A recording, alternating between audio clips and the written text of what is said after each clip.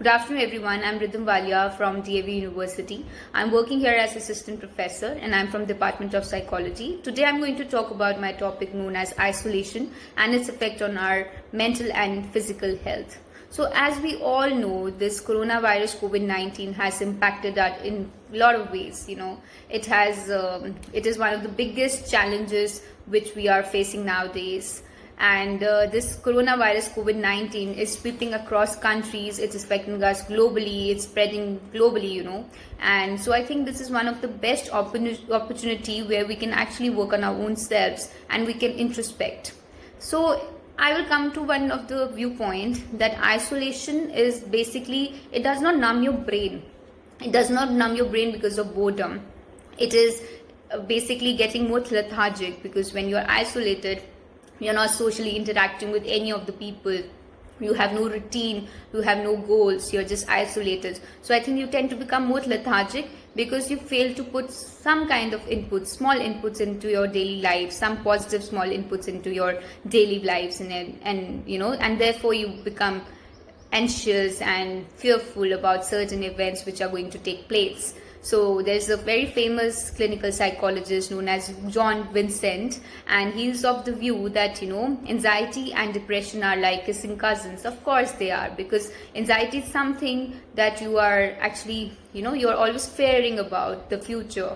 Because if you get anxious as to what's going to happen, and today, especially in the time we are right now, it's very natural to get anxious. So here I'm going to talk about, if you are anxious, what all steps you can do to make yourself calm and relaxed and work on your own self. So as we all know that, depression, if it's prolonged, it can lead to mental illnesses as well. So anxiety and depression go simultaneously. If you don't work on your anxiety, you don't have the coping skills to work on it, you tend to form depression. And if depression is prolonged, of course, there are some mental disorders which you're going to have. So there were some kind of researches which were done, which could prove us that this isolation affects us psychologically and also physiologically. So there's a very famous physician known as Alexander Chalker, and he was basically working with stress immunology, and he took a lot of participants into his research, where he worked on the spacelift Mars 500, where he had kept his participants aloof for 3 months, and then he realized that there were a lot of changes in their sleep, in their endocrine, and there was a lot of alteration in their metabolism. There were neurocognitive changes. So all this fear of loneliness, the fear of psychologically loneliness leads to a lot of radical changes in your physiological being, right? So, and there was another research by Harry Taylor where he realized that the adults are above 60 or below 60, they were actually suffering when they were isolated. When they were isolated, their pre-medical condition, they increased. Their cardiovascular problems turned into alisms. So there are a lot of changes which these individuals were facing. And as we see, even we are socially distancing right now. We are really participating into the social distancing because it is good for our own health, even if we don't support isolation, but we are doing it for our own well-being, right? So these kind of things lead to isolation, and this is how it affects our time, and this is how it affects our bodily changes and psychologically. And also there was and as I've studied isolation, I've realized one thing: if given a time of isolation, one can happily participate in it. Supposedly that we know that the isolation is going to last for 30 days. So we are positive about it, that probably it's going to take a month and we're gonna get sorted. But gradually, as we realize that we are not sure, we are uncertain about our future, we don't really know. Like nowadays what's happening is we don't know when the lockdown is going to stop. So we all are anxious. We all have anxiety within us. So this is something we need to work on our own selves. Especially the youth, because they are so used to going outside, they are so used to going to their colleges and university or workplaces and everything. So they are feeling very monotonous in their lives, and they are developing some anxiety issues because they are again very uncertain about as to how long it's going to take, right? So and also I think we are very fortunate because we have internet where we can actually talk to our loved ones and we can get in touch with them, because we are, we have accessibilities to us. But let's think about the people who are in rural areas, who are not easily accessible to internet, and who, even if they want to talk to their loved ones, because obviously we are suffering from such a crisis that we really want to ask our loved ones whether they are okay or they are doing fine in their own lives and stuff. So but as this pandemic is just affecting us in a great deal, so I think we are very fortunate that we have internet, we have other facilities, we are financially secure. And let's think about the people who are abandoned because of the COVID-19, because socially and economically we all are suffering in some way or the other. So I think we are very fortunate. We should always emphasize on the positive aspects rather than the negative aspects. So no matter how unique your situation is, but there are many ways to improve your present scenario by indulging into various kind of scoping skills, and which can help you reduce anxiety. And also I would like to emphasize that that you really need to indulge into something specific, so that I need to have a small guidelines every day, so that in order to avoid any kind of psychological or physiological effects on yourself, right? So let's go. The first very easily accessible thing, and which is very commonly used, is internet, of course, because it helps you in any kind of creativeness. You can do it for cooking, reading, any kind of spiritual guidance, motivational speakers. You can start your day off listening to music. So I think internet is one of the most common things for everybody, be it educated or non-educated person. It depends on, again, person to person and their own interest, what they want to explore on internet. The second thing I would like to emphasize is on mood boosters. You can always try something which can boost your moods. You can structure your own plans, you can structure your own emotions, and basically where you have predictability, where you have control over your own emotions, right? So you understand what is mood booster. Like, you can plan a structured design that how you're supposed to be spending your day to day, and you can do some kind of things in that where you have control over. Like, you can actually help that, okay, I need this half an hour for myself where I'm going to actually do work on myself, right? And then the third thing which you can actually do, these are the common things which every individual can do, right? So the third thing which you can actually do is the neglected task, which you actually wanted to do from a very long time, but probably because of the time or the busy schedule you've been following, you were not able to do it. So I think this is one of the major things that you are supposed to be working on, right? So I think the neglected task has to be worked on.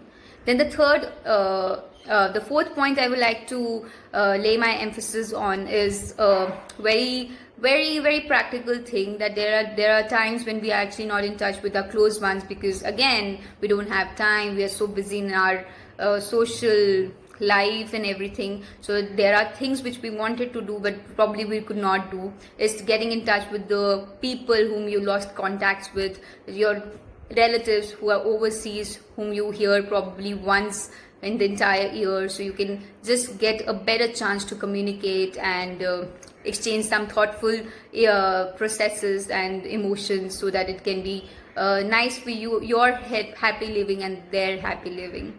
So let's get now to the behavioral and the CBT techniques which we can apply even if your therapist is not around, like the very common ones. So basically, what is CBT? CBT is basically the combination of behavioral therapy and the cognition. The behavioral therapy basically works on the action and the behavior modifications, whereas this cognition behaves with your thinking processes, your the thought processes which is going in and out of your brain. can actually engage yourself. It's a day-to-day minor things. Now let's get to CBT. This is something very important I really want to talk about. That is, we're going to talk about cognitive behavior therapy. Now, cognition is something where you are actually focusing on your thoughts and your thinking processes, and behavior is something where you are actually focusing on your action and behavior modification. So it's a blend of behavior and cognition, and that's why we call it CBT, right? CBT is something which is also, we can call it as a talk therapy, where the client talks to their therapist, and there's some kind of relaxation when the therapist and the client talks. But as we all know that we are in some social isolation, and we really cannot cope up with this therapist and the client relationship for now. Either you can call your therapist, but probably sometimes your therapist also is not available because of the time limit again. So CBT, coming back to CBT, this is basically reconstructing your negative thoughts into the positive one, the irrational thoughts into the rational ones. So, there are a lot of times when you are sleeping and you are like, oh, I'm going to have a bad day today. Probably the day hasn't even started, and you just already have a formation of this thought that, it's going to be a bad day. But then you can alter your structure of thoughts by saying, no, it's going to be a good day. I'm going to start my day with a good start, no matter how the situation is. So it's basically alteration of thoughts, how you alter or reconstruct your thoughts and your behavior. So this CBT is one of the technique which helps you in playing a major role in each one's life.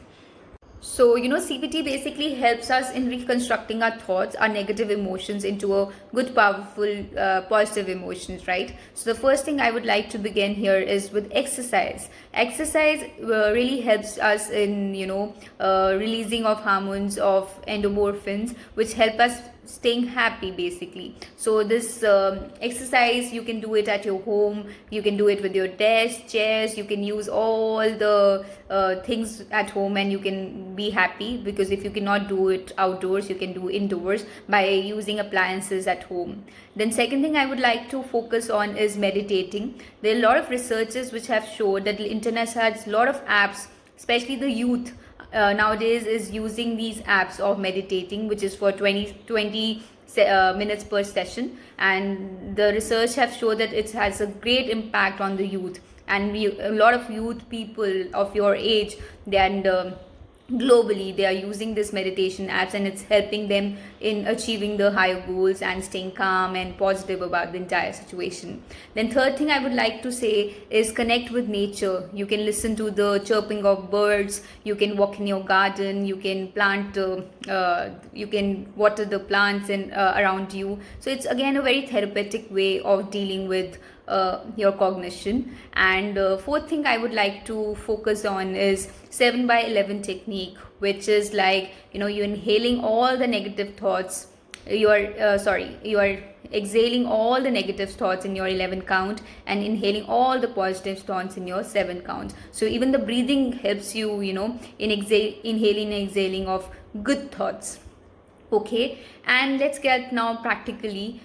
We can even have this reconstruction method, daily reconstruction method, where we are obviously maintaining a diary as to what kind of negative thoughts we are having, every day, and how gradually we are improving on those negative points, which we have constructed. So we'll construct a daily diary where we'll be writing as to how we feel today and what all can be done to make our own self positive and happy. So it's a daily progress about your own emotions, about your own feelings, which you actually can maintain a diary and see how you have maintained yourself in a particular thing, right? And then obviously we can locate the problem and we can brainstorm them, because obviously when we know the problem, we can actually work on it in a very better way, because you know your own aspects, you know how good you are at a particular thing, right? So I think this is one of the best ways which we can do. And then the second thing I would again like to point out is self-actualization. I think it's a great time where you are spending a lot of time with your own selves and you know your capabilities, your insecurities, your traumas, your fears about certain aspects. So it's a very great time to realize, or to make you realize, the self actualization plays a very important role in your day to day life. Then third thing I would like to point out is converting your negative thoughts into the positive ones. Of course, if anybody, even if we talk about positive psychology, we always try to focus on the positive aspects of our personality.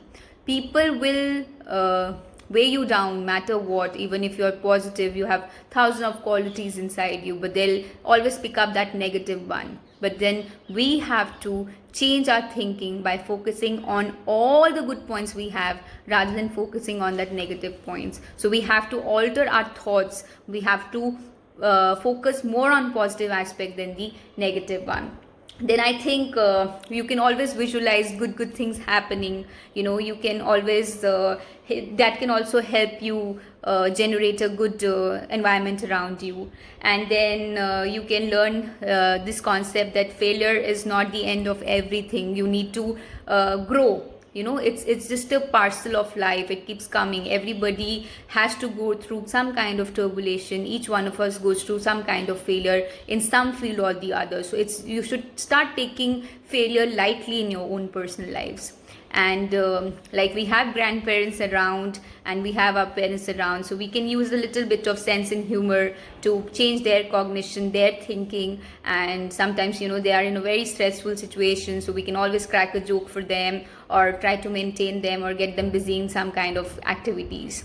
With this, I would like to conclude that please, it's my humble request that please stay home and stay healthy, and engage in some kind of activities which you think is of your interest and can help you in a long run. Thanking you.